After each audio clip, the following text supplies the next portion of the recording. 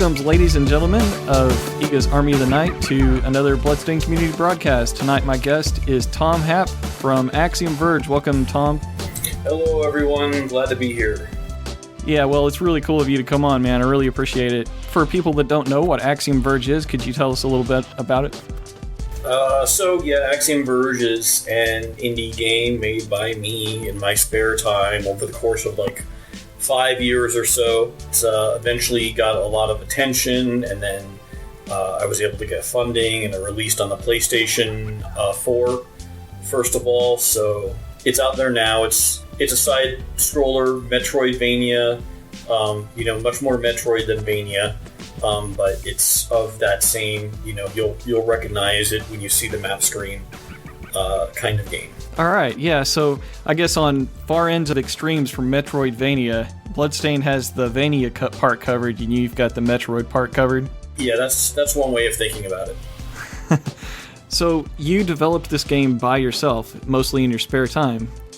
Yeah, pretty much. I think a lot of game programmers just, as a hobby, they come home from work and they fiddle around with something or another. And, while I was working on AAA 3D type games for work, I would come home and this would be the thing that I would do that would occupy my spare hours. So when did it transition from, hey, I'm working with AAA to I want to be my own solo dev?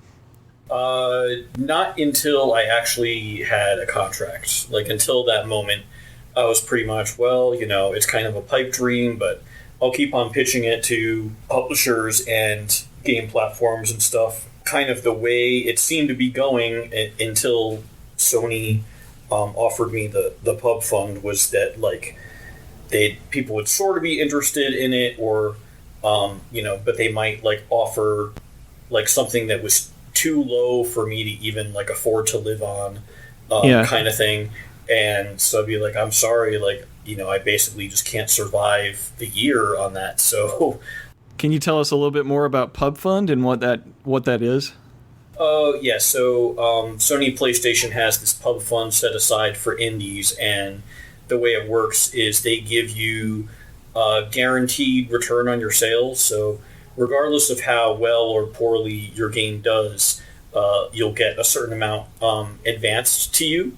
Once you submit it, or once it passes QA, so that's there for risk mitigation and to help you get going. So they didn't actually give me a bunch of money up front, but what it did was tell me okay, maybe I will max out my credit cards while I'm developing the game, but then once I release it at the end of this year, I'll be able to pay all that stuff off, and that's basically what happened.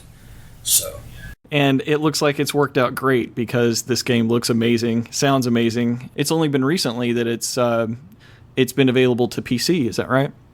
The PC was on a delayed release. It came out for the PlayStation first, and I think the PC, I want to say it came out a month and a half later. So it's been out, but it's been platform exclusive just to those. We just had the Vita version came out. Since then, the sales have picked up a lot, and I've had a lot more people talk to me and tell me that they're playing it. And then it hasn't released on the Wii U yet or the Xbone, but we announced that it was coming out a few months ago, and at that point, all those people that are Nintendo fans and that are fans of Metroid and Zelda and Castlevania and stuff, that was when they started to realize it existed. So I'm hoping that once we release on the Wii U, that the full Nintendoization will have occurred and all those people will be on board. Yeah, that'd be good. It's funny you mentioned Zelda. Do you equate Zelda fans as someone that would like your kind of game? I mean, probably. Castlevania or the Igavanias and Metroid are really sort of side-scrolling Zeldas. Zelda has this concept of discrete dungeons, whereas in the Metroid and Castlevania kind of paradigm, it's more one big open map, and there's some separation where it'll be you're in the clock tower now, but it's no different from there's no overworld and dungeon type of thing. Right. Yeah, well, you mentioned Igavanias, and Iga had said that Zelda was more of an inspiration than Metroid was, and that's why he would rather use a word that's more neutral. Obviously, his work in Castlevania brings the Vania in, but the Igavanias is, kind of the way that he refers to the genre. Yeah, and it makes sense, especially for the games that he produced. Yeah. So, you've been involved with Bloodstained from the beginning. I saw you at the Twitch opening. Yeah, a bit of fortuitous luck. I don't even remember how it really came about, but they announced that he was coming out with this new project, and would I like to be there, and they'll fly me out for it. And I think they didn't even tell me what it was, other than that it was Iga's new thing, Iga's indie venture. So and I was just like, wow, I got to meet Iga? Yeah, sure. So that's great. Of course I did that. Yeah. I guess they called you because it's in the same genre, and they wanted Iga to be able to play a lot of the games that have taken the genre and elevated it or kept it fresh and interesting.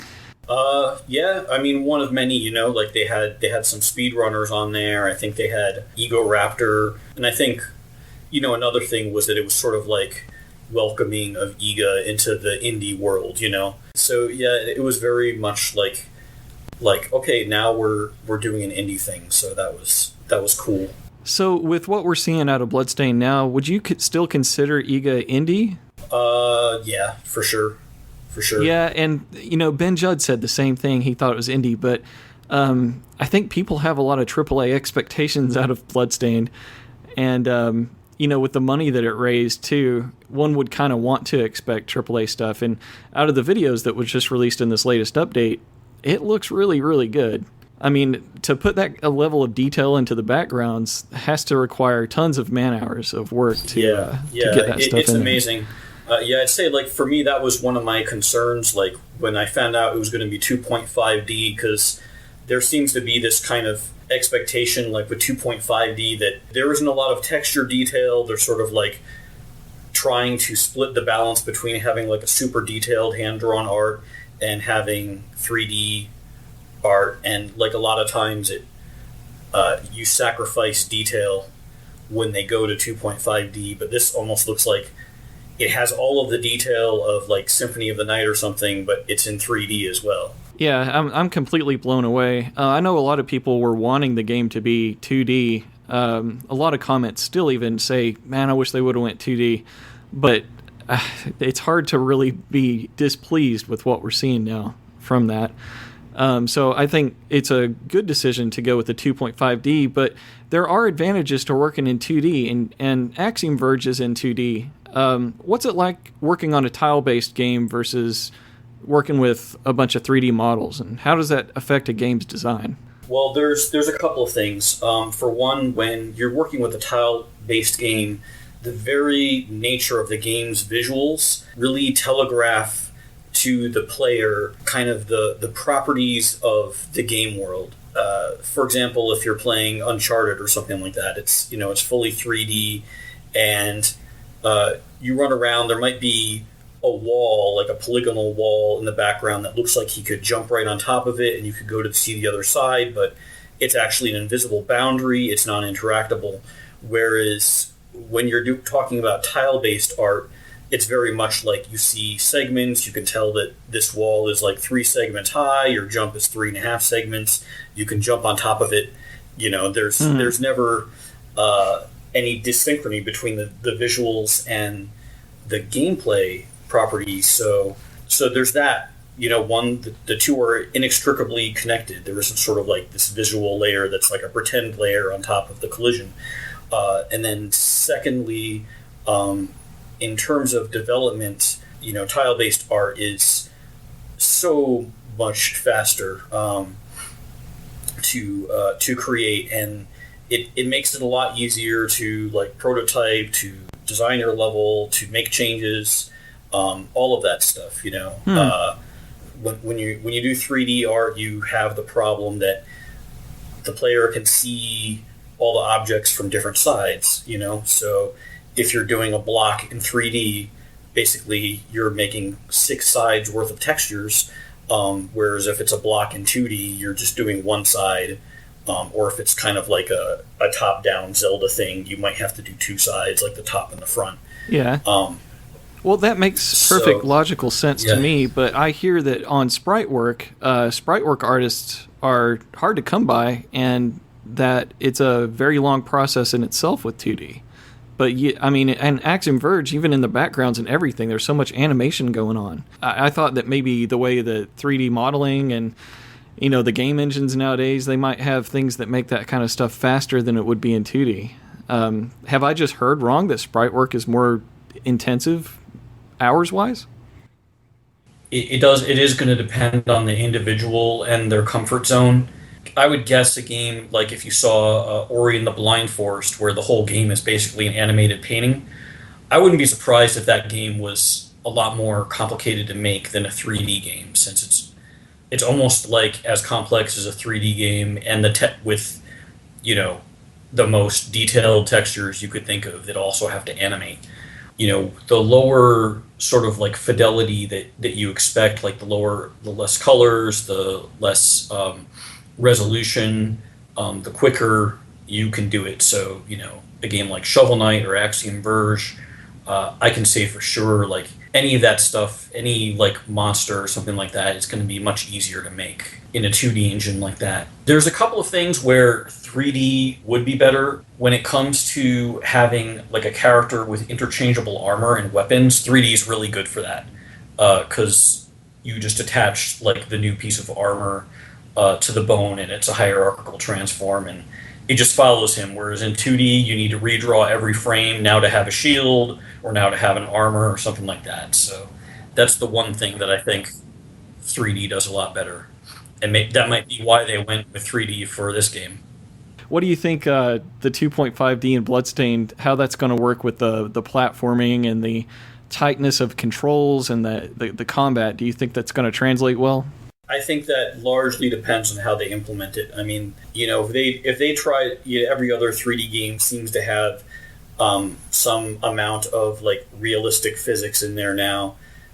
I think for a side-scrolling game, you want to stay away from your realistic physics as much as possible. You just sort of want it to be basically the graphics of a 3D game, but underneath you want it to be a bounding box like Mario, and it just jumps up and down according to very primitive math, and I don't think you want things like the acceleration that you need to start running, or the slippity slide that Nathan Drake might do in Uncharted type of thing. I think you just want him to stop on a dime, start on a dime, jump very precisely. Because Castlevania fans are used to that pixel perfect precision. Yeah, that you can get from those 2D games. So you have commented on the updates, and I saw your comments in there. I was like, wow, that's great. Tom is still following this project. So you've been in it since day one. What do you think about Bloodstained from the beginning of it and the conception of it to where we're at now? I think in the initial, there were some initial renders there where I was afraid it was going to kind of end up looking like Mighty Number 9, which to me feels like it's a very empty looking world. And for me, Castlevania has always been about the details. It might not be the most realistic presentation, but there's always so many little extra pieces of furniture and things like that just hidden in the background that make you feel like the world is lived in. I was afraid that it wouldn't have that, but at one point they went with a different rendering style for how the background would look and the characters, and they turned this page from going low detail, trying to be maybe more cartoony, to being high detail. And when they did that, my fears kind of went away for it, Yeah, and a lot of people were making comments about Shader 1 and Shader 2 where Miriam was sitting in the chair and they had the roses behind her and stuff, but the overall zoom out of the shot of that room was a very empty room. Sure, it had architecture to it and it looked cool, but it was virtually empty. And I think that a lot of people made comments on the you could give your feedback. They had surveys on that. So when you submitted your vote for Shader 1 or Shader 2, they'd also take comments. And they obviously listened about the backgrounds, because when we saw Shader 3 and 4 come out, it was just amazing. Yeah, it was basically like, here's 3D Symphony of the Night. So yeah, and the stuff that we're seeing now on that ship, it just looks amazing to me. Right, yeah. I think they really got it, with, there's lots of barrels and rope and stuff like that hanging out there, and they've got the spirit of it, so hopefully they continue in that direction. Right. What do you think about the characters? I can't really pass judgment at this time. In a way, like, I don't know, the characters are kind of like the least interesting to me. When I think about, like, my favorite games in the series, like Aria of Sorrow and Dawn of Sorrow, like, I was never really that excited about the main character, but it was more about, like, the environment and the world and the controls. And for these characters, it's the same thing. Like, I just want to see how they interact with the world. In terms of how they look and their design, I don't really care too much. They look like anime characters to me. Are you not a fan of anime? No, it's sort of like they go into that category in my mind, like oh yeah, it's like another one of these, It's not offensive. They don't really grip me. I think the only character that really, like, whose design really blew me away was the Alucard in Symphony of the Night. Yeah, I really liked Alucard as well, and I haven't liked anyone as much as Alucard. But they've had some interesting characters. I like Shanoa. Jonathan was pretty cool too. Yeah. I do like that in every game it's been like a pretty different character from the game before. They don't. One thing that I sometimes harp on about Metroid is that every Metroid is the same game. It's Samus, and she always gets the same upgrades. They just change the environment. Whereas Castlevania games are, like, totally different. Some games you have a whip, some games you have a sword, some games there's two guys, with one has a spear, and there's all these different characters that you can often play as after you beat the game. It's kind of like, it's not called Castlevania, but, they have a new character, and I'm sure she's going to be different from the others, but you'll still get that same feel when you play the game. Yeah, so they've got a lot of weapons, obviously different weapon types, and there's some crafting system involved. One thing that's really cool about Axiom Verge is it definitely breaks away from the mold by focusing on so many different weapons that you can get. Instead of getting some kind of upgrades, you're really just finding and exploring this, huge world, getting these weapons that serve different functions and have different benefits, and then maybe they get a little bit more powerful as you go. Is that how it works? Yeah, so your weapon power upgrade basically affects all of your weapons. So the paradigm was that you have one gun with different kinds of, say, like ammunition. In the game world, they're like programs, but you can't actually customize them separately, which was kind of on purpose, because I didn't want people to be like what happens in, say, Dead Space, where each weapon is separately customizable. You end up putting all of your upgrades on one weapon, and then the rest of your weapons are no good. But you kind of have to do that. Otherwise, you would have, all the weapons be equally no good if you were to spread it around. And I wanted to avoid that, so I just made it so that they all upgrade at once. But yeah, there's about 23 of them in the game. Well, how do you think Iga's going to deal with that with his crafting system? I haven't seen how he's done it, but like in the past, the paradigm of those games is that the weapons stay at one power level. So I would expect that if there's a crafting system that, like, you craft your new sword and it's a set power level sword, and it's more about getting crafting new weapons than about upgrading your current ones. Okay. I haven't read about it, but. Well, yeah, we really don't have any information on it, but just to speculate, I would hate to see it go the Dead Space route, and I would like it to be more like what you're talking about, of creating new weapons instead of just investing into one weapon. Right. I'm thinking of it being almost like maybe like the Final Fantasy VI Coliseum. I don't know if you ever played that game, but you can. That's music to my ears. I love Final Fantasy VI. It's my favorite game ever. you could like throw in different items, and then you get a new item in return. I sort of imagine if he's doing a crafting system, my guess is that it's like something like that. You throw in your crafting components, and it's a surprise what you'll get. But who knows? Huh. Maybe not. Maybe it could be any number of ways. I'll say that that's how I would do it if I was him, and I would have people, because then people would be like finding like what are the different combinations, and that, you know, there'd be guides on the internet about like, okay, if you like throw, I don't know, a piece of onion and garlic and Dracula's tooth or whatever they have, like out comes, you know, this helmet of invisibility. Who knows? And then I envisioned there being charts upon charts of like all the things you could get, since the Igavanians always have tons of items, and Right. some of them are you know, weak, and some of them are super powerful. Well, hopefully it's not all up to chance, and there'd be some stuff in game that would give us clues on maybe what would be good to combine together. But finding out on your own little mixtures of alchemy here and there to create something that no one's found yet, it's going to be pretty interesting to start with. But you know, the internet, they'll figure everything out and get it all recorded faster than you can blink, man, because there's just so many people that dig into this kind of stuff. Yeah, they'll crowdsource the the crafting system. So, like I said, I am a big fan of your music. I think that the soundtrack just stands up so well on its own, and it fits my style of when I just want to sit down and work, and I've got an 8-hour workday ahead of me. I can just start your soundtrack and play it like 5 times in a row. Thanks. How long have you been composing music? I guess since like my 20s. You know, I think I really learned how to use MIDI when I was in college. I took like a MIDI course. I don't really have any professional music training other than that one course I took. So you don't play piano? I sort of do.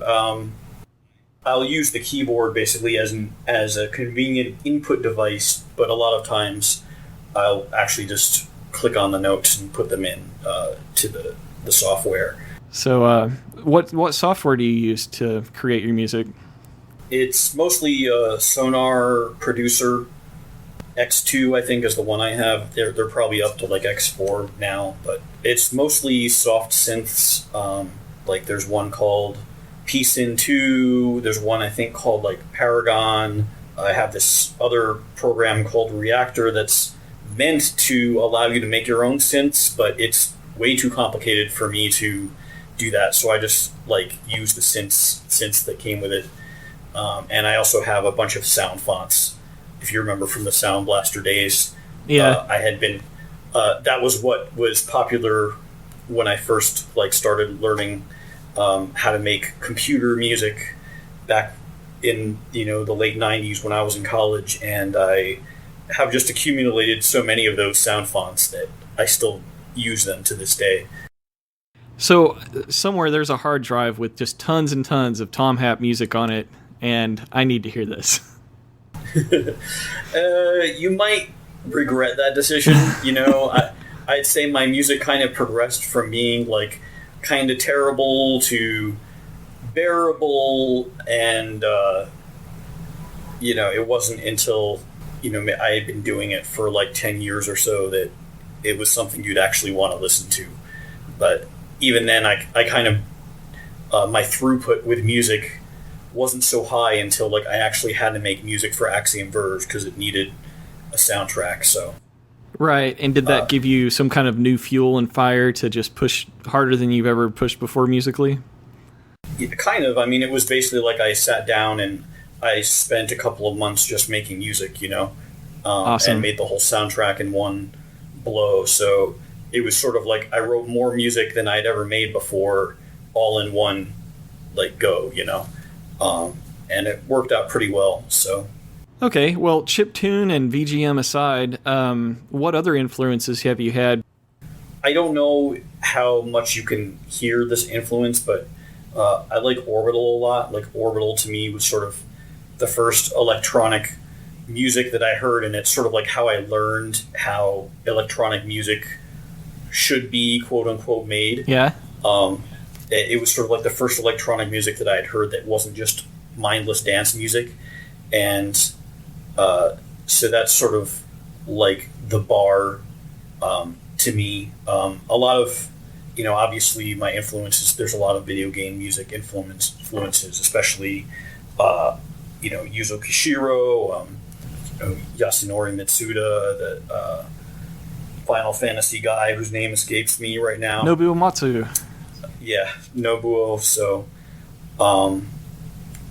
and you can even tell, like the boss music is very similar to like Final Fantasy VI battle music, in some ways. I was actually thinking that while I was listening to it, that Final Fantasy VI would mash well with it if you were to kind of get both of them going at the same tempo. You could switch in and out of them and it would sound pretty cool. But yeah, that definitely came to mind while I was listening to the track Apocalypse that you've done. Is that the track that you were talking about as well, or?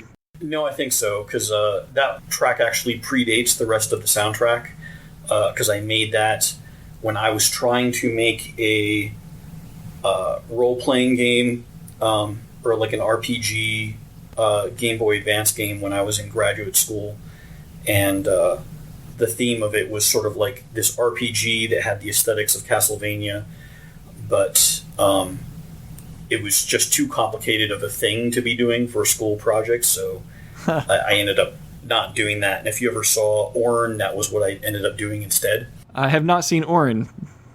Orn is like a GBA game that I made for a school project when I was in graduate school. Cool. So wow. It's somewhere on the internet. Nobody plays it, but I'll have to check it out though. It's basically a Metroid clone. Not even trying to be different. It's a Metroid clone. Hey, mimicry is the best form of flattery, or something like that. But yeah, I mean, we all have our inspirations. So Apocalypse was a track that you made that kind of predated the game. I thought it did sound like it stood apart from the rest, because there are a lot of vocal, like human vocal sounds that I hear in your music. But in that track in particular, there is like this. It sounds almost kind of creepy the way that they're inhumanly strange sounds that they make. Yeah. At the time I made that, I think I was, playing a lot of not just Final Fantasy. That around that time, that was like when emulators were still, like, I wouldn't say legal, but no one was regulating them at the time. So it was just like there were whole giant websites devoted to emulators, and you could just download whatever you wanted. And I was like reliving my childhood playing, Final Fantasy and Castlevania all over again. And I think I was playing Warcraft, and there was like this soundtrack for the Warcraft 3, the RTS game, not World of Warcraft, because it didn't exist. Warcraft to me is 1 and 2. Yeah, the Undead faction had some kind of vocals like that, and I think that was like what seeped into there was a little bit of that soundtrack from that game. Huh, that's cool. Yeah, and then you have a track that sounds very like very India vocal, like a female vocal to that. Inexorable, yeah. Yes, yeah, that's it. That sounds like it's kind of Enigma or Deep Forest sounding. I don't know if you know those way back from the 90s, but... Yep, I remember those. Yeah, that track, I had people actually like ask me if I was the one who did the vocals. Oh, wow. No way. I don't know how that could happen. I actually got those vocals off of this like royalty-free collection of Indian people singing in like Hindi. I basically it was a whole like CD or DVD full of sounds, and I made that off of those sounds. So in the game world, Trace finds himself in a world with these other beings, and they all seem organic, but there's kind of a metallic type machine vibe to some of this stuff too.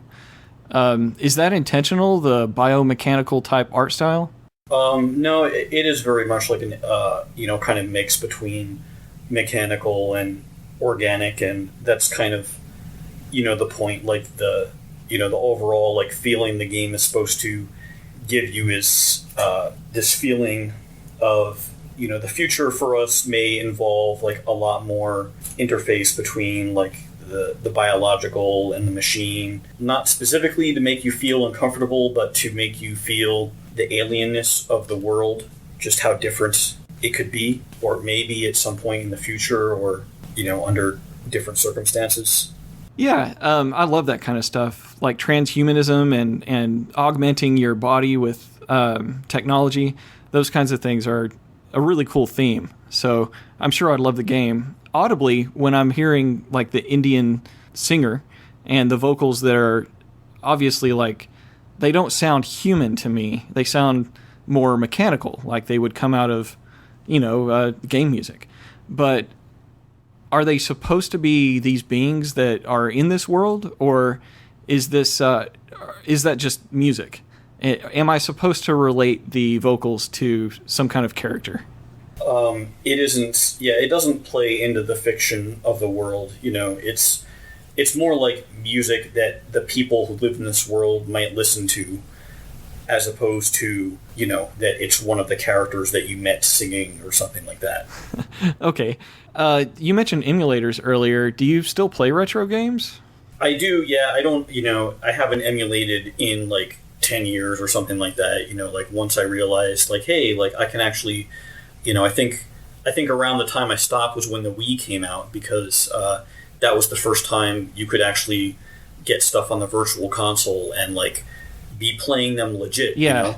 But yeah, I still do. Like the last retro game that I'm still trying to work my way through was Link's Awakening on the 3DS. I've always wanted to play that game because I heard it's a lot like Link to the Past, which was my favorite Zelda. I think everyone's favorite Zelda is the Zelda that came out when they were a teenager, but yeah, that was definitely it for me. Yeah, it is very similar. Very claustrophobic, though, I would say, with such a small screen. Oh yeah, I didn't think about that aspect of it, but yeah, it definitely would be different on a handheld. And I wonder how, coming back to the big screen, a game like Bloodstained is going to do compared to, all of the DS games that came out, because we've been restricted to mobile platforms ever since Symphony of the Night. True. Have there been any gaming moments that have stayed with you through the years? Obviously, we're both Final Fantasy VI fans. Yeah, I mean, Final Fantasy VI, the whole, man, is there anyone who I could spoil it for? But, like, just that whole world, like the notion that they're sort of like draining energy from the espers and injecting them into people. And it's sort of like the situation where even the bad guys, in that game aren't as bad as the real bad guy. Like, even the evil emperor ends up looking not so evil compared to his henchman Kefka when you see what he does, and he destroys the whole world. Yes. And that was like such a dreary moment. Like, everyone is gone, and like you just feel like you lost the game, and yet there's still like half of the game left. Right. Yeah. For you to go through. Yeah, I'm glad we have that in common. Final Fantasy VI is, in my opinion, the best. I love 7 too. It's close, but I think that you can see a lot of influence is in 7, like from 6, because they're draining the Earth of its energy for the Magicites and to power the city and things like that. It's a lot of recurring themes and a lot of Star Wars references in 6 that I thought were pretty clever. Yeah. Yeah, they've always had that, the Vix and Wedge characters. Yeah. I think that's their names. Biggs and Wedge. Something like that. And then, of course, it's the Resistance and the Empire. That's the whole big theme there. But they had the ship that Setzer's Lost Love had, the Falcon. Yeah. I need to play it again. It's been a long time. Someone on the forums just recently mentioned that Setzer was basically Han Solo. Yeah, that's true. The gambler. Yeah. And he was a favorite. Yeah, man. He was awesome. For sure. I love all those characters. So many characters in that game. So, Castlevania, that's a classic game. Have you always been a Castlevania fan? Well, kind of, I guess from the early days on and on. I never liked Castlevania 1 too much. Simon's Quest, I played to death. That might be just because I'm not that good. Not that skilled enough to really play like Castlevania 1. So Castlevania 2, I loved. Castlevania 3, I think when that came out, I was already had moved on to the Sega Genesis and had forgotten NES. But then Super Castlevania was another favorite of mine that I played over and over. I remember renting it, and then I liked it so much that I eventually bought it. That was, I think, the first time I started picking up on like all the details and the secrets in the castle that made it feel like a lived-in place. Like made me kind of wish I could like go to this castle and see it for myself, you know? Yes, aside from all the constant perils of death and so you had a Genesis. Did you play the Bloodlines game?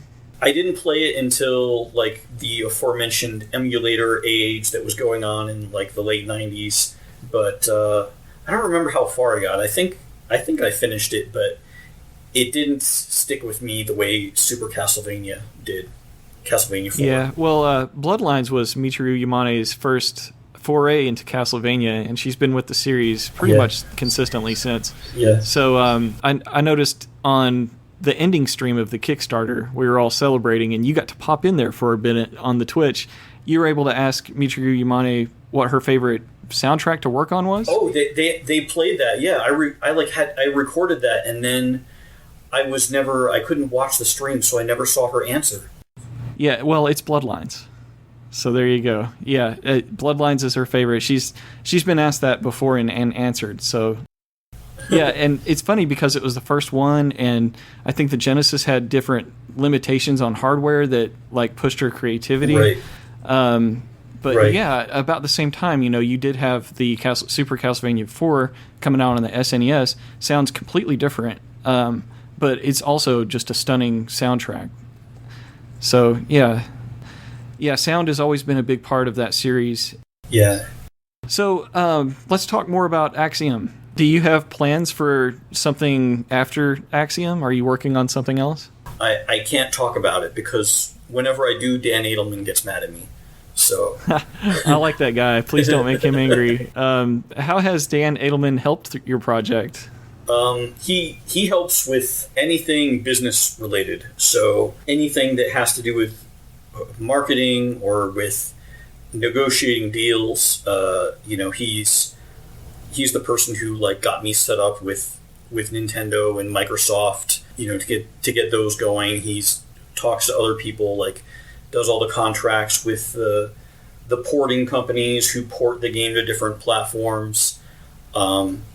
Any kind of like merchandising, he has been the person who contacted, like went and got in contact with Fangamer and got the t-shirts going and that sort of thing. So he's invaluable. He basically does all the stuff that I have no clue how to do. So every indie dev needs a good Dan Edelman on their side, right?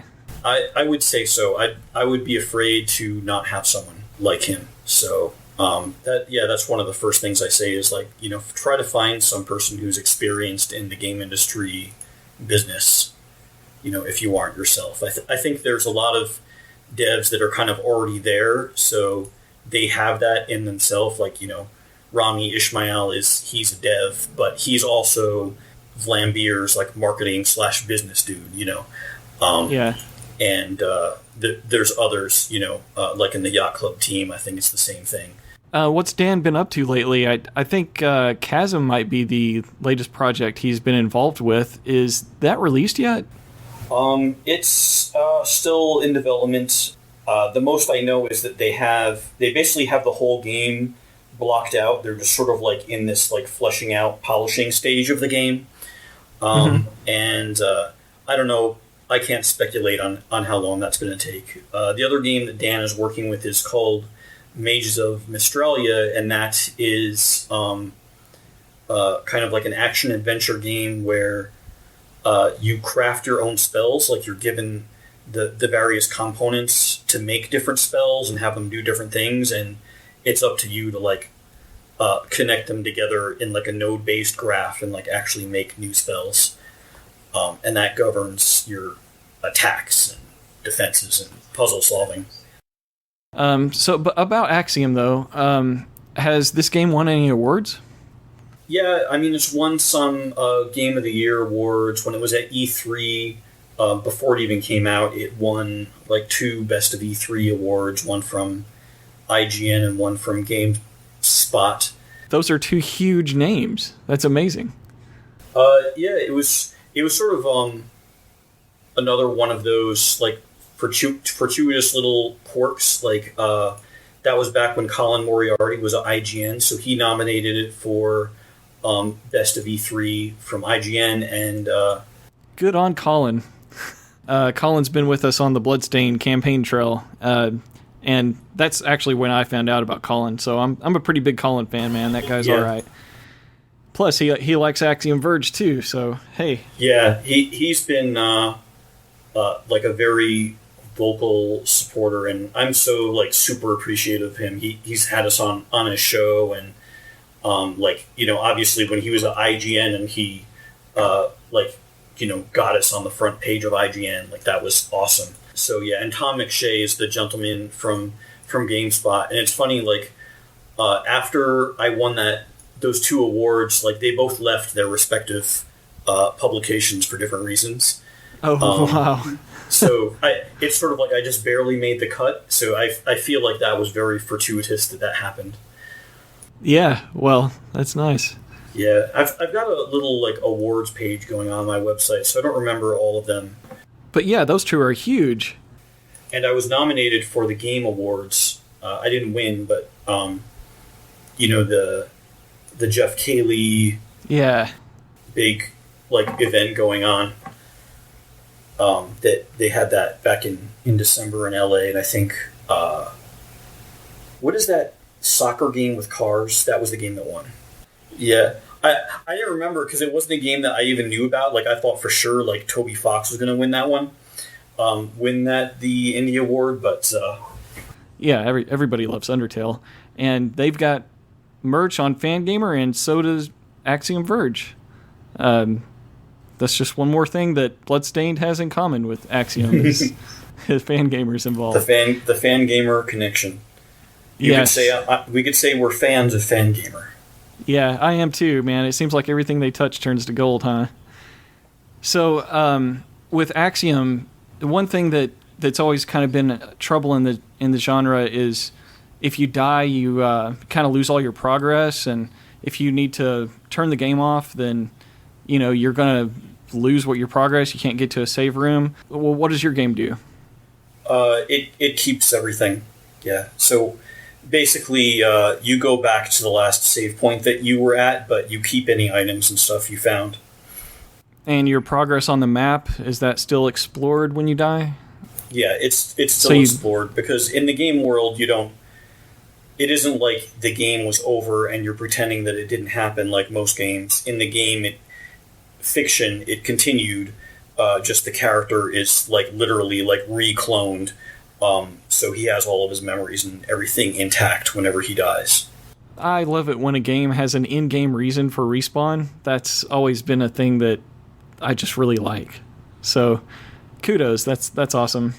Another thing that's kind of put me off from playing the old school Metroid when I was a kid, it was too intimidating because, you know, I wouldn't know if I had fully explored an area or if I was missing something. Does your game have any way to kind of help you out in those regards? Make it more accessible? It's very subtle. It doesn't actually like jump out and say it. There is like when you have uncovered all of an area or all of the items in an area, it gives you a little red dot if you found, or a purple dot if you uncover the map, and a yellow dot if you found all the items. But it doesn't say anywhere that that's what it is. It's kind of like another one of those secrets. I see. Oh, okay. Well, I mean, it's not too secret. I just said it. Right, it's not a secret anymore. You know, but it's kind of there for those people that you know, are completionists and want to get every last thing, which, you know, this game sort of caters to. So, well, how long does a normal playthrough take? So most people on their first playthrough do between like 8 and 12 hours. But then, like, I've seen people go. I mean, there's one fellow who said he played for 30 hours, but I think he just like left it on overnight by mistake or something. And I think the most you would probably come to like finding everything would be like maybe 25 hours. Like if you're, you know, not rushing through and just sort of like, you know, moseying around, 25 hours might be the max. Well, it sounds a lot more than like a movie theater entertainment 2-hour experience with drinks and all that good stuff that can add up in costs. So it sounds like the value's there. How much is the game? It's $20. Right now, there's a sale going on in Europe, and I think they're getting 40% off the European equivalent of $20, whatever it comes out to be in your particular country. Okay. Yeah, so $20 for about 8 hours or 8 hours plus of, normal gameplay. And then it's got speedrun mode, and what else? What other kind of features does it have that would... There's a hard mode, which is not... It isn't like some games where hard mode completely changes the game. It's just a more difficult mode. I mean, beyond that, there's some hidden passcodes. If you go on the internet, you can find the password system. So there's some things that you can play around with there. There's a whole bunch of achievements. There's a platinum trophy. I say that in quotes because I don't remember what the equivalent to platinum trophy is on Steam or on Xbox or Nintendo, but whatever that is on the respective systems, it has that. A platinum trophy just means it's like... Is you that got when everything. You get all of the achievements? Well, yeah, it's when you got all of the trophies, yeah. Okay. So, and you need to play the game maybe 3 times to get the achievements, because there's an achievement for finishing on hard, then there's an achievement for finishing it really quickly, and an achievement for getting everything. So the getting everything and the finishing quickly you probably didn't do on one playthrough, and then the finishing on a hard, you may or may not have consolidated that with doing it quickly, but it's sort of antithetical to it since it's harder, so you probably go slower. And then there's also a low item count mode. Now, do you get some kind of award. feedback? Do you know how many people have done this? Yeah, there's I know how many people have done it on PC because there's leaderboards on the PC version of it, just because they were much easier to implement. So I did, and you can just get a list of what the top scorers are. Ah, I see. For any given mode, yeah. Well, it's got to be rewarding to see that people are going to get every little bit out of the game.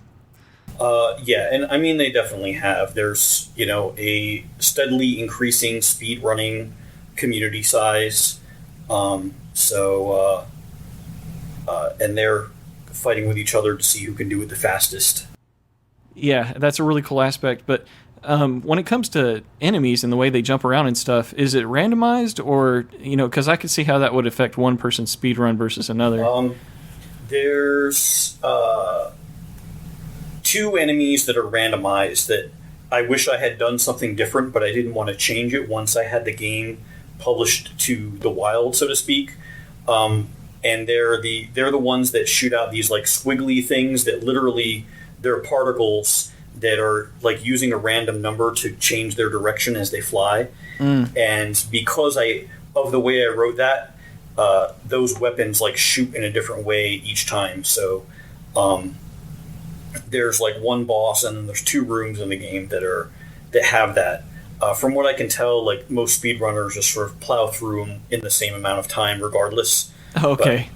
But, yeah, I wish that I had done that. In the next game, I'm certainly going to, have it be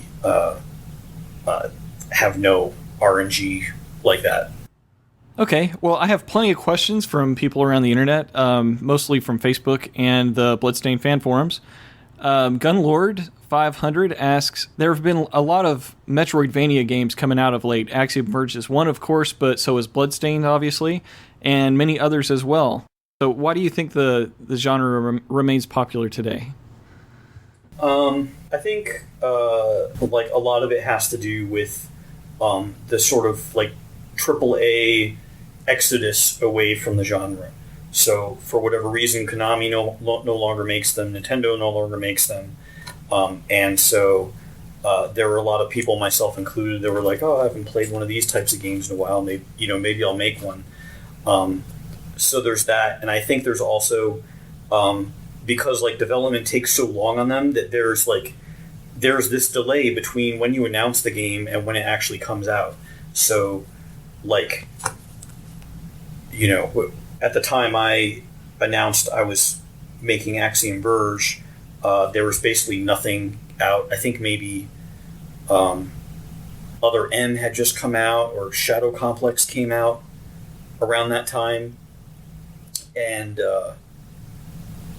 so like to me it just felt like, oh, it's been ages. There's none of these games coming out when I did it, and I think like other people had that same thought, like, you know, during that time, and you know, because it felt like there were no games, Metroidvanias coming out, and now like we're starting to reach the point where everyone's finished their games that they made while there was none, and now they're like all starting to be finished, and so you know, this year hopefully Chasm is coming out, probably Ghost Song is coming out, and you know, last year we had Ori and the Blind Forest, and you know, so many others. Do you think that the market for them is oversaturated right now?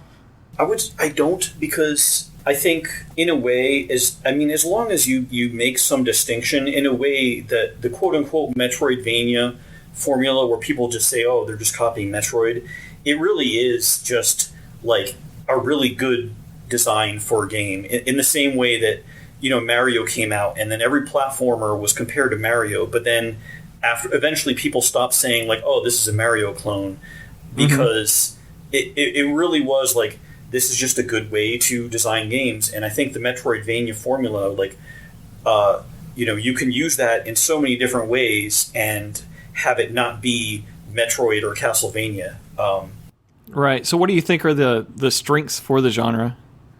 You know, because it gives you a sense of exploration and agency. It really makes you feel like you're in a world rather than just being presented a series of scenes that you have to get through, you know, linearly, in a way. Like when you think about, you know, Uncharted, it's totally linear, so it could be, you know, in a way it's like almost just watching one episode after another of a TV. It always happens the same way every time.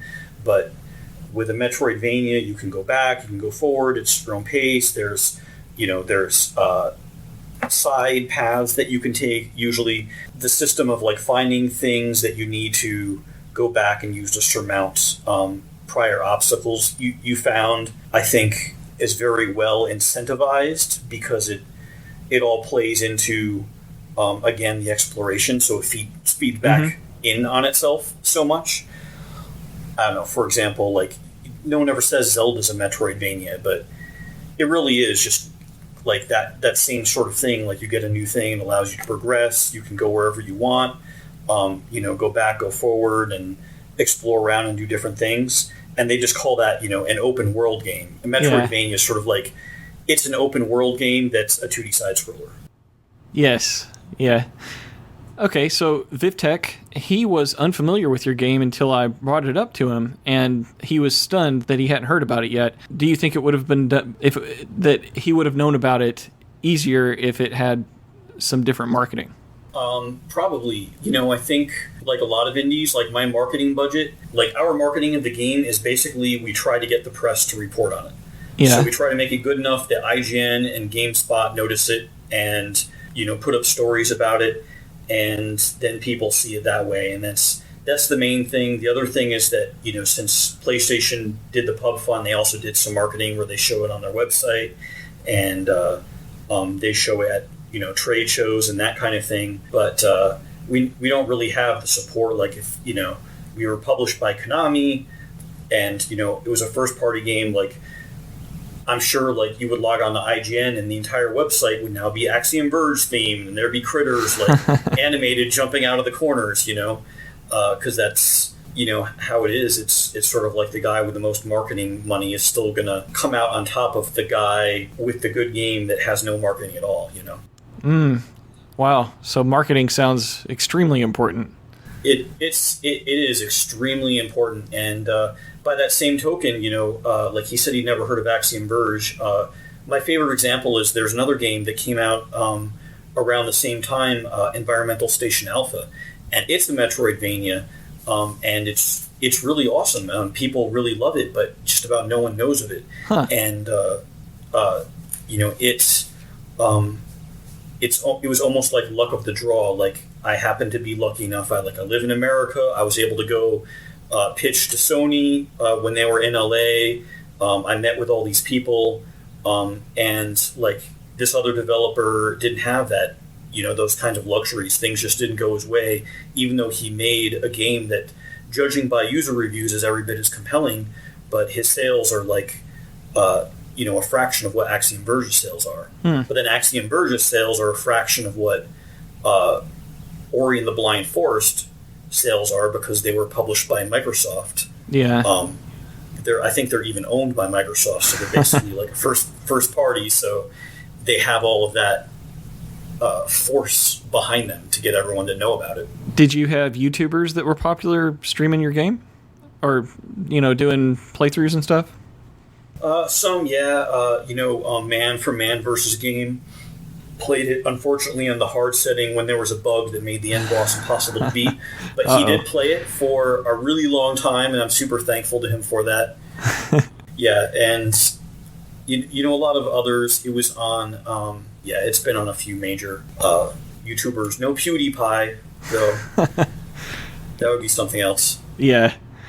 So VivTech also wanted to know, did your game release around the same time as other big titles or similar games? And you just mentioned one that was basically unheard of, but maybe that affected Axiom in a negative way. So I don't know how this got biased, but the week before was when Bloodborne had come out, and a lot of people that like Metroid have turned to that series as kind of the successor. So yeah, same for Castlevania.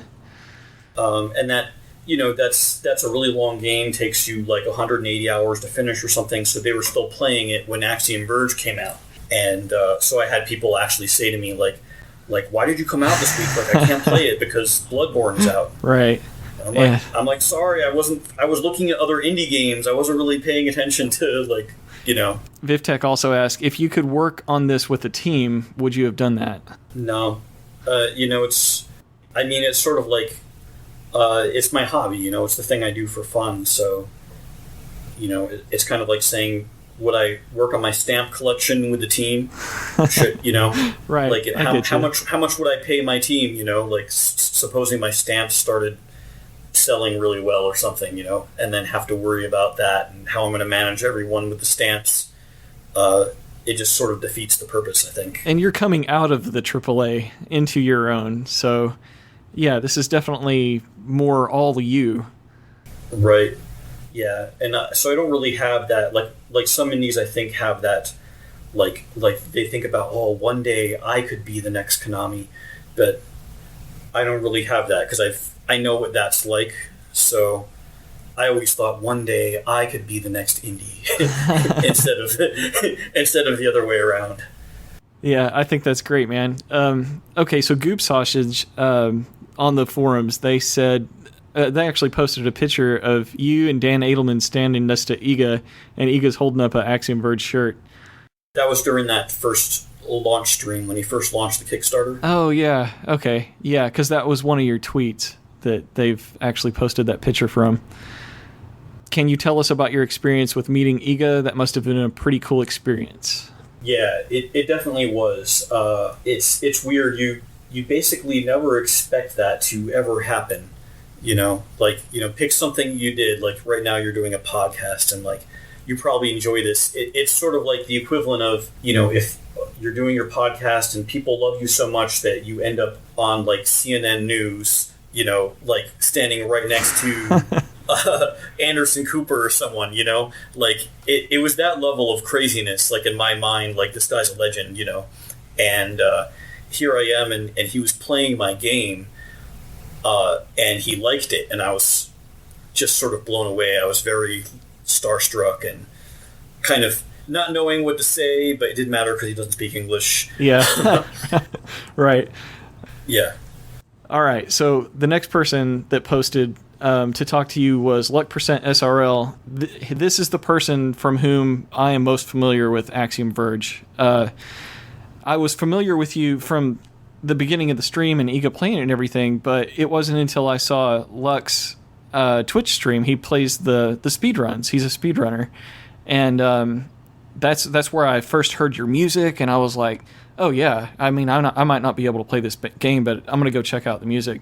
And I've watched him do some of the speedruns too, which was really nice because it didn't ruin any of the plot, because that speedrun mode takes that out. So Luck Percent SRL says, I knew he'd agree to talk about Bloodstained. He's been mentioning it a little bit on his Twitter. So having heard a guy from AGDQ 2016 and from my friend G-Virus, I'm excited to hear the guy on the BCB. But then Luck had some questions. He said, in your recent adventure with Iga, as shown by Goob Sausage, how interested is Iga in Axiom? I think, he did play it when we were on that initial Twitch stream. As a developer, I would be surprised if he had ever played it again, even if he loved it to death. And here's why. When you're a developer and you're in the midst of developing a game, you have hardly any time to play other games. And I think he probably went and played Axiom Verge a little bit. He probably played Ori and the Blind Forest a little bit, just to get an idea of like what his contemporaries are. Yeah. And he probably really wishes he could play more of them, the same way I really wish I could play more of Hyper Light Drifter right now. That's my take. He probably really, I got the impression that he liked it, but I'd be surprised if he's really gotten to play it to completion. Okay. Secondly, he said, what made you want to include a speedrun mode for the game?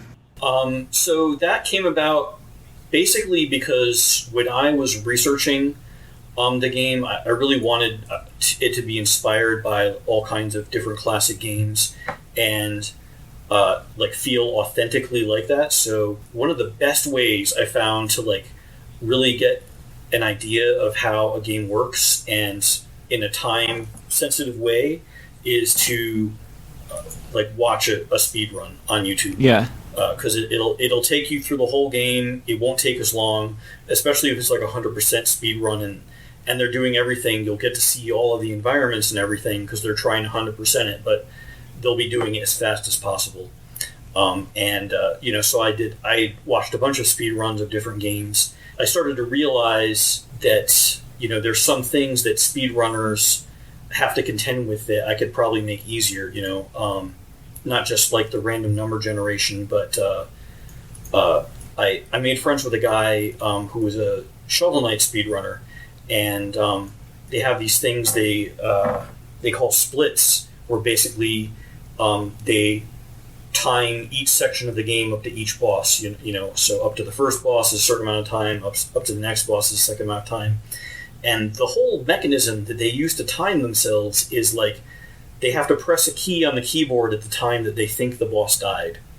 And I was like, I have the game code right here. I know the second that health variable reached 0, the actual millisecond that happens, I can record the time. So, I put that stuff in there just to save that. I made, I tried to expedite certain things, like a lot of people use save exploits where, you save the game and then kill yourself, and you use that as fast travel, basically.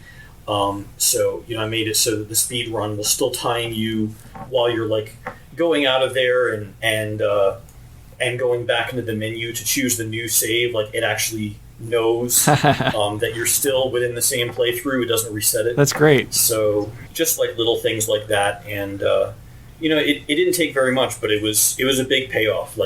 It basically had people thinking, what's the speedrun mode? And then, then they go online and see some speedrunners for themselves, and it feeds back into it. More people are speedrunning, more people are seeing the game. So that's great, man. I hope Bloodstained takes a cue from that. That would be great.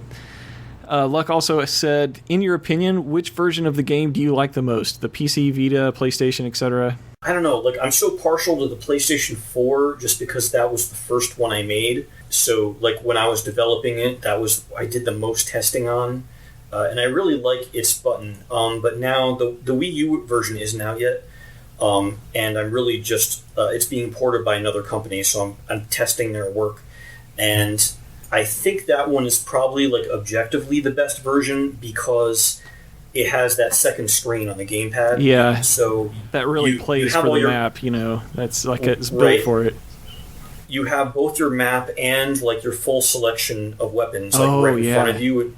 You just click the weapon you want immediately, whereas normally I have this weapon wheel that it was the best thing I could come up with on say PlayStation, but it's once you got 23 weapons in there, it makes it actually difficult because the precision of the analog is not quite good enough to make it easy to select them from it. So yeah, the objectively best one is Wii U.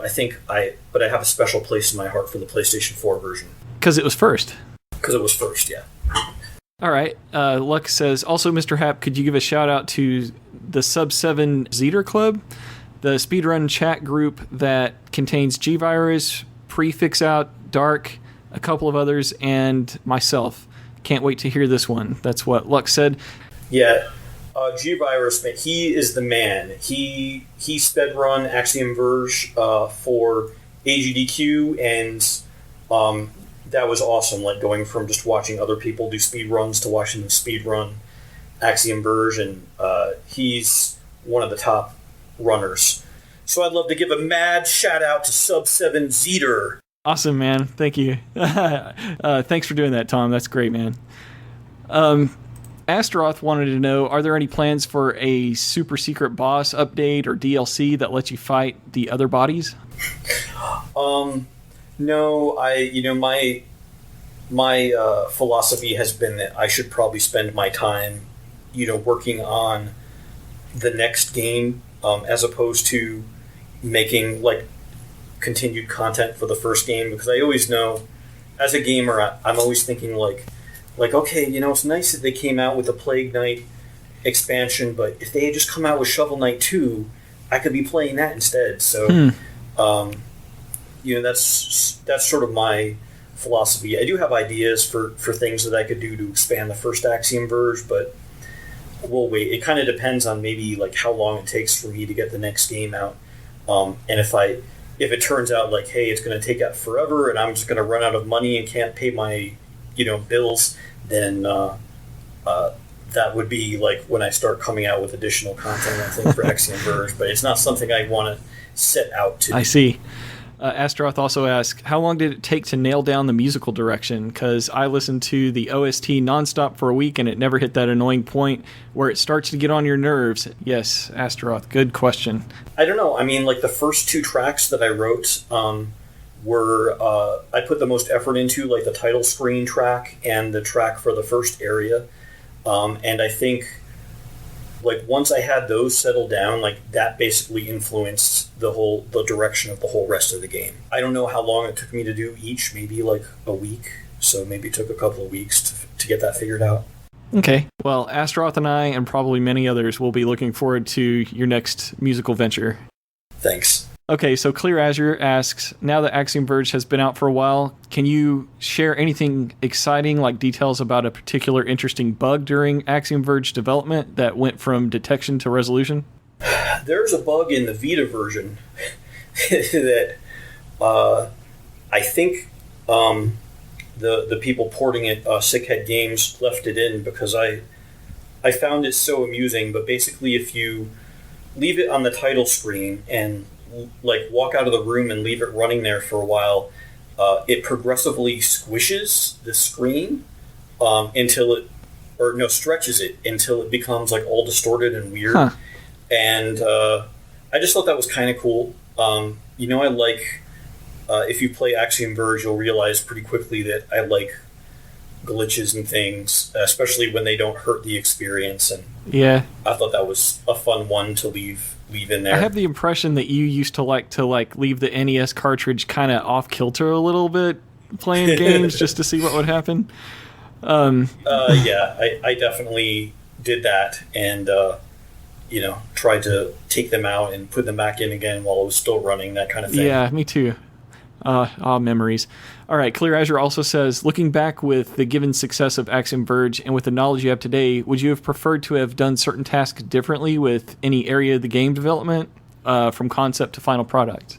The main thing that I would have done different was quality assurance. I probably would have brought people onto it faster, but you have to keep in mind I had no money. I couldn't pay anyone, and if you look at me on Twitter, and I have like 7,000 followers now. At the time, I did not have 7,000 followers when I was making it, so it wasn't like I could just grab, people, because if I was anyone that I showed it to was, seeing like quote unquote secrets, I didn't really have the mechanisms in place to like have a good network of people all playing the game and reporting to me what they found and that kind of thing, which is what you're used to in AAA.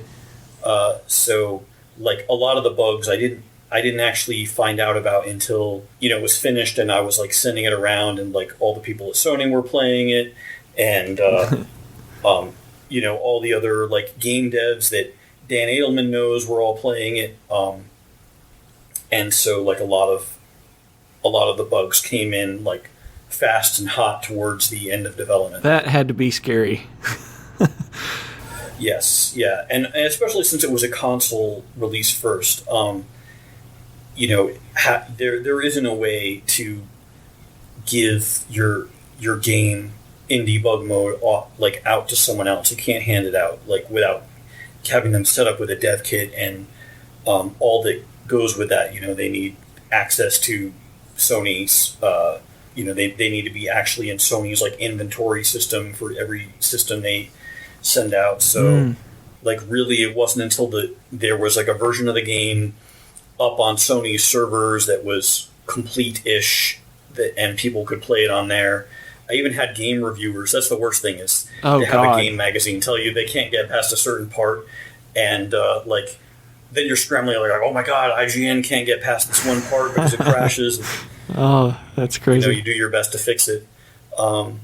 So yeah, and next time I think I'll definitely, because I have the whole Steam system set up now, I'll probably be gathering people from the PC community and have them like test the PC version out, like dole out, beta versions and have a select few people QA for me before it releases, now that I have that available to me.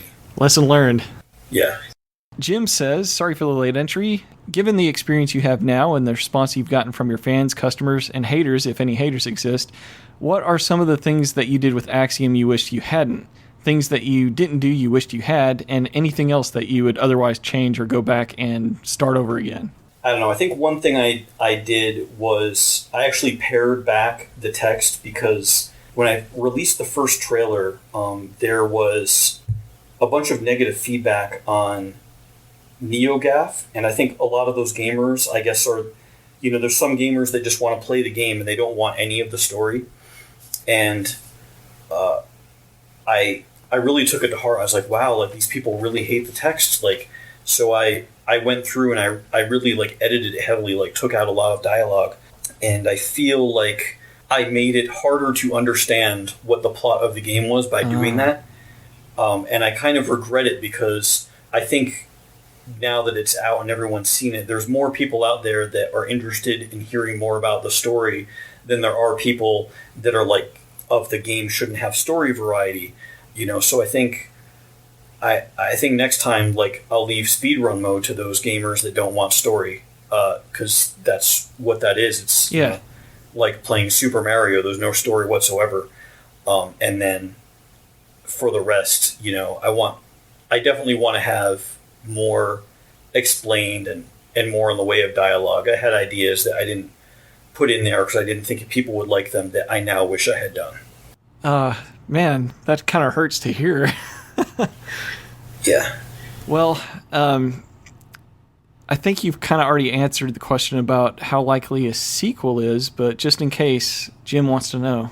It's very likely I'll make another game in the Axiom Verge universe. I don't know if it should be called a sequel. Okay. What is your feeling about Bloodstained in general, the Kickstarter, Sword or Whip, the initial look, and the most recent update? Yeah, overall, I like it. I'm really happy that I have hope that the torch is going to carry on, and that the indie space is the space where all these classic style games of yore will go on to survive. It seems to be going that direction, and I'm very happy about that. So, finally, Jim wants to know, what has been your best and worst experience working on Axiom? and I'm pretty sure I just heard your worst. But what's your best? I've already like blogged about this, but I think the day when I was like at the most emotionally overwhelmed was when it was at E3, and I had just gotten the Best of E3 award from GameSpot, and they actually gave me about like 20 buttons because it was for me to distribute among my team, but it was just me, so I could only wear one of the buttons. And I was going back to the hotel after the show, and I was riding the elevator, and there was another person in there who had the same button, and like not really thinking too deeply about it, I was like, oh, like you're like me, like you came to the show probably expecting nothing, and you got this award. I'm like, hey, like you got a button too, like what did you get it for? And she was like, oh, Dragon Age. And like when she said that, it's sort of like, I don't know, it was definitely like that gif of the guy going like, I didn't think that anyone would ever like rank Axiom Verge in the same realm of competition, of competitiveness for Best of E3 as Dragon Age, So GameSpot gave you an entire box of buttons to distribute among your team, which is you. Yes, which was me. They said, this is for your team, and they gave me a big bag full of buttons. Yeah, that's great. And so I guess the Dragon Age team took their box of 20 buttons and gave it to 20 members of their team, like, they're supposed to. And I just ran into one of their 20 members of button receipt people. And it was really surreal to think, like, yeah, and like she's probably one of like 500 people that made the game, over at EA BioWare. Yeah. That's a brilliant story. I love it. Tim Salsko asks, what's it like to have worked on this project alone? What did you set out to do when you began designing this game? And did you have any particular hurdles you're proud to have cleared? Yeah. I mean, like I said, like I was just trying to make a game that would be fun for me to make. It was really my hobby. I was trying to do that wish fulfillment thing where I make a game that hadn't come out when I was a kid, but I wish had, sort of thing. The hurdle is always funding and marketing. Like because it was a hobby, I was just working on it part-time, and it was going very, very slowly. And the only way to make it go faster would be to get funding, which you can imagine, like, is just really hard to do, I consider it to be basically miraculous that I was able to get any attention, let alone enough to let me work on it full-time for a year and finish it. Luis Alvarado says, I'd love to hear his input on Bloodstained. What does he recommend for anyone looking to make games like Axiom Verge? I would say never quit your day job until you have a contract. That's pretty good advice. I know. That's... And I say that just because of the number of people who they quit their job because they think they're going to make the next big hit, but they never get a publishing agreement or anything, and now their house is going to be foreclosed, their wife is leaving them, their whole life is falling apart. So I think you should always err on the side of caution. Unless you're independently wealthy, then just do whatever you want. Well, what about Kickstarter folks? I know you're not coming from that direction, but guys that are like putting everything on the line to advertise their Kickstarter, and if it doesn't work out, they're going to be in debt, and Kickstarter can be a scary thing. But would you recommend that people go with the crowdfunding option? I would say on Kickstarter, most of the Kickstarters I've seen ask for very little. Like a lot of times people will ask for 20,000 and call it done. But I mean, all right, Axiom Verge, I know I worked on it 5 years. It was probably really 2 years of working full time. So, and I saved a lot of money because I work by myself. So you really have to figure all right, your game is probably going to take at least 2 years to make if you're working on it full time. And each person on your team is going to expect a salary to allow them to continue living. So, I think a game like Axiom Verge, I would probably, if it was a Kickstarter, I'd probably have asked for like 150,000 minimum, and I wouldn't ever do the thing a lot of people think, oh, I'm more likely to actually make my goal if I put it lower, and then they'll ask for like 20,000, but you won't be able to survive long enough to make your game if you do that. And I think what you should do is put the higher number in there, and if you don't make it, like, that's the sign that you shouldn't do it. Yeah. That said, I think Kickstarter should be your last line of defense. You should always go to publishers and, to the platform holders and stuff like the pub fund, or if you happen to live in a country that has government funding, do all of that stuff first. Because one bad thing that can happen is if your Kickstarter fails, all of those people that you would have normally been able to go to for funding will now say, like, oh, well, your Kickstarter failed. Like, to me, that means no one wants it. So I feel like the Kickstarter is the last ditch effort, and if you get to that point, then do your Kickstarter and don't put your all into it until you're at that point where you need to do it. Well, I've kept you plenty long. I knew this conversation was going to extend out when I started talking to you, because you're so easy to talk to, and I really would like to spend more time talking about the text that you cut out of Axiom. The theme of the game sounds kind of the evolution of humans and how we'll mesh with technology, and things like that have been on my mind a lot lately because of all the talk with CRISPR and modifying DNA. Scientists saying that they've done tests to show that your brain, when you make a decision, your brain actually tricks you into thinking that you had free will of the decision. And, scientists are battling the thought of free will itself. And there's so many awesome things that are just the hot topics right now that I think fit really well with the theme of your game.